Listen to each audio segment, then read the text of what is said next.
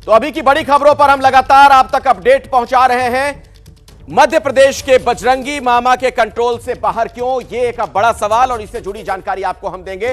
Break से पहले आपने हरियाणा के हिंसा की ग्राउंड रिपोर्ट आपने देखी। अब हम आपको देश की 4 और बड़ी खबरें दिखाते हैं जिसकी पूरी जानकारी आपके लिए बहुत जरूरी है।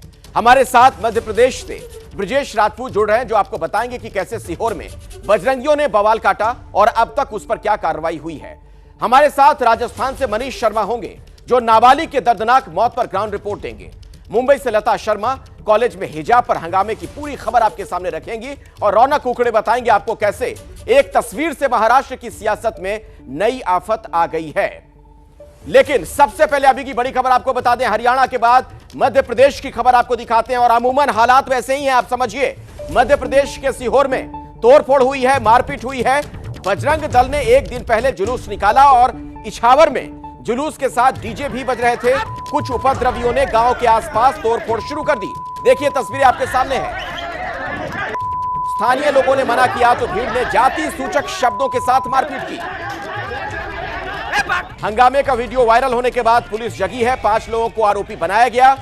भीम आर्मी के सदस्यों ने जल्द कानूनी और सख्त कार्रवाई की मांग की है और इस घटना के बाद से ही तनाव का माहौल है। लेकिन सवाल ये शिवराज सरकार से पूछा जा रहा है कि आखिर आपकी पुलिस ऐसी यात्राओं के दौरान कहां गायब रहती है। भीम आर्मी के सदस्यों ने कार्रवाई न होने पर उग्र आंदोलन की धमकी भी दी है। ये थाना इछावर के अंतर्गत एक ग्राम आता है बड़खेरापुर में, जिसमें कल रात को एक चल समारोह निकल रहा था जिसमें कुछ असामाजिक तत्व द्वारा मारपीट की गई, जिस पर एट्रोसिटी एक्ट के अंतर्गत कार्रवाई की गई और 5 लोगों को आरोपी बनाया गया है। साथ ही साथ उनका कहना था कि अंबेडकर जी की मूर्ति के भी क्षतिग्रस्त की गई है, जिस पर सुसंगत धाराओं में मामला पंजीबद्ध किया गया है। अन्य कार्रवाई की जा रही है।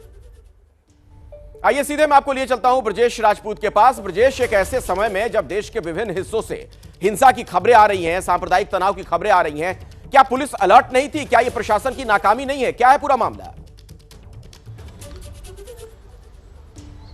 देखिए, सीहोर जिला जो मध्य प्रदेश के मुख्यमंत्री शिवराज सिंह चौहान का गृह जिला है, उसकी एक तहसील है इछावर। इछावर के पास एक गांव है बड़खेरा कुर्मी। वहां पे ये बजरंग दल के लोग रात में जाते हैं, डीजे लेके जाते हैं, नाच गाना करते हैं और आगे जाके जो दलित समाज के लोग हैं उनसे उलझते हैं और उनसे मारपीट करते हैं, उनकी मूर्तियां तोड़ते हैं, उनको जाति सूचक शब्द कहते हैं और काफी देर तक उत्पात मचाते हैं। वजह यही थी कि एक बार जब इन लोगों ने कोशिश की थी उस गांव में घुसने की, तो उस गांव के लोगों का झगड़ा हुआ था। तो उस गांव के दलित समाज को सबक सिखाने के लिए बजरंग दल के लोग जाते हैं और इस बड़े पैमाने पर गुंडागर्दी करते हैं। उसके बाद फिर जब वहां से वो लोग निकलते हैं मूर्तियां तोड़ के, मारपीट करने के बाद फिर पुलिस अलर्ट होती है और पुलिस अलर्ट होने के बाद फिर 5 लोगों के खिलाफ धारा एट्रोसिटी एक्ट के तहत मामला दर्ज करती है। 3 लोगों को अरेस्ट कर लिया गया है, 2 लोग हिरासत में हैं। मगर सबसे हैरानी की बात यही है कि कैसे बजरंग दल के लोग डीजे बजाते हुए गाँव में घुसते हैं और किसी को भी परेशान करते हैं और गाली गलौज करते हैं, जाति सूचक शब्दों से परेशान करते हैं। और बजरंग दल के लोगों को कंट्रोल करना इस समय सरकार के लिए कई जगहों पे ऐसी खबरें आ रही हैं। बिल्कुल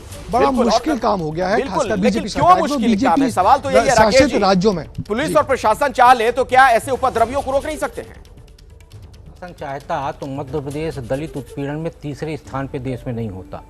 यदि पुलिस प्रशासन चाहता तो पिछले 2 महीने का आप रिकॉर्ड देखिए तो आप पाएंगे कि शिवपुरी, सीधी, खरगोन, छतरपुर ये वो जगह हैं जहां दलितों का उत्पीड़न हुआ है। आदिवासी उत्पीड़न में भी मध्य प्रदेश देश में पहले स्थान पे है। मैं ये कहता हूं कि प्रशासन क्यों शांत है?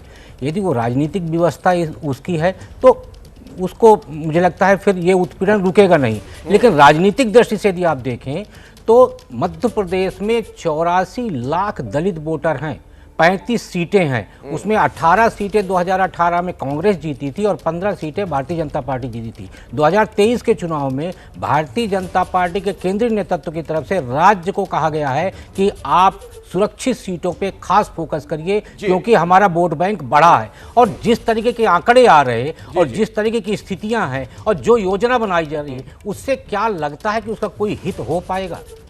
बिल्कुल आप सही कह रहे हैं। अब हम राजस्थान चलते हैं, वहां से भी जो खबर